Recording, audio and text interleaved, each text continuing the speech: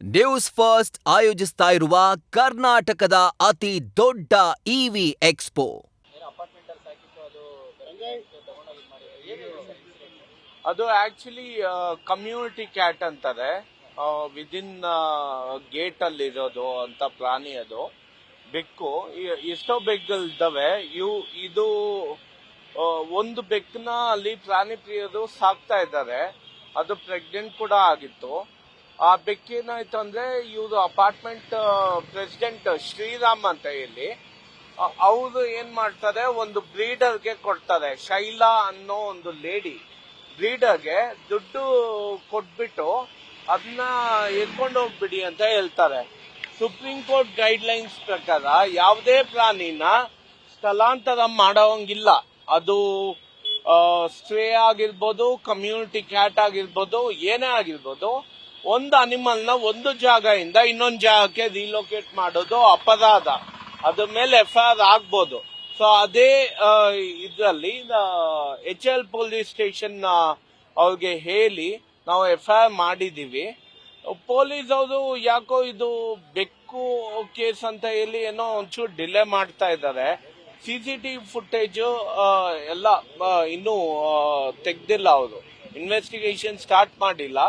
But ಇವ್ರು ಏನ್ ಮಾಡ್ತಾರೆ ಅಂದ್ರೆ, ಶ್ರೀರಾಮ್ ಅನ್ನೋದು ಜನರ ದುಡ್ಡು ಅಲ್ಲಿರೋ ವಂಶಿ ಅಪಾರ್ಟ್ಮೆಂಟ್ ಅಲ್ಲಿ ಮೇಂಟೆನೆನ್ಸ್ ದುಡ್ಡಿನಲ್ಲಿ ಇವರು ದುಡ್ಡು ಪೇ ಮಾಡಿ ಯಾರಿಗೋ ಬ್ರೀಡರ್ಗೆ ಈ ಬೆಕ್ಕನ್ನ ಎತ್ಕೊಂಡೋಗಿ ಕೊಡ್ತಾರೆ.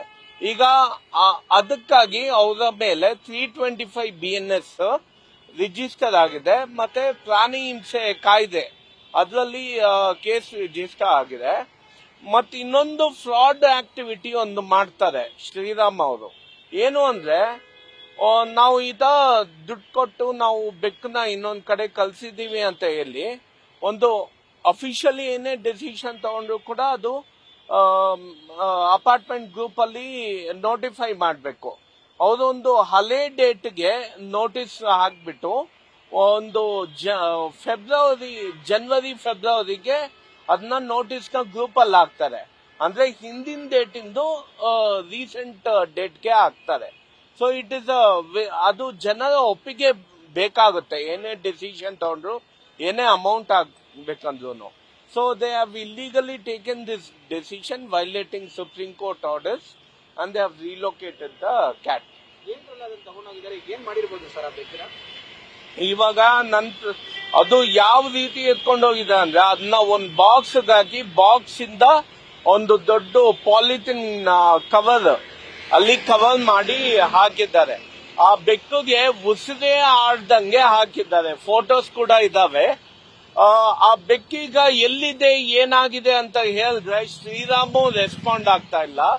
ಮತ್ತೆ ಅದಕ್ಕೆ ಸಪೋರ್ಟ್ ಆಗಿ 6 ಜನ ವಿಟ್ನೆಸ್ ಸೈನ್ ಮಾಡಿದ್ದಾರೆ, ಅವರು ರೆಸ್ಪಾಂಡ್ ಆಗ್ತಿಲ್ಲ.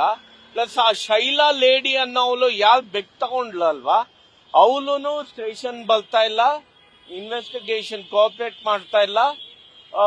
ಮತ್ತೆ ಬೆಕ್ ಹೆಂಗಿದೆ ಏನಿದೆ ಅಂತ ಹೇಳಿ ಏನು ಹೇಳ್ತಿಲ್ಲ. ಸೊ ಇದೆಲ್ಲ ನೋಡಿದ್ರೆ ಬೆಕ್ ಆಲ್ರೆಡಿ ಉಸಿರು ಕಟ್ಟಿ ಸತ್ತೋಗಿದೆ ಅಂತ ನಮ್ಗೆ ಅನ್ಸ್ತಾ ಇದೆ. ಮತ್ತೆ ಹರೀಶ್ ಅಂತ CCTV ಫುಟೇಜ್ ಕೂಡ ಇನ್ನೂ ತೆಗ್ದಿಲ್ಲ. ಆಕ್ಚುಲಿ ಅವ್ರು ತಗೊಂಡ್ರೆ ಎಲ್ಲ ಗೊತ್ತಾಗುತ್ತೆ ಇನ್ಫಾರ್ಮೇಶನ್, ಬಟ್ ಅವ್ರು ತಗೊಂತಾ ಇಲ್ಲ. ವಂಶಿ ಅಪಾರ್ಟ್ಮೆಂಟ್ ಇಲ್ಲ, ನಾನು ಪ್ರಾಣಿದಯ ಸಂಘದಿಂದ ಬೆಕ್ಕು ಬಂದ ಅಪಾರ್ಟ್ಮೆಂಟ್ ಅಲ್ಲಿರೋರು ನಮ್ಗೆ ಹೇಳ್ತಾರೆ ಈ ತರ ಆಗಿದೆ ಅಂತ. ನಮ್ ಸಂಘದಿಂದ ನಾವು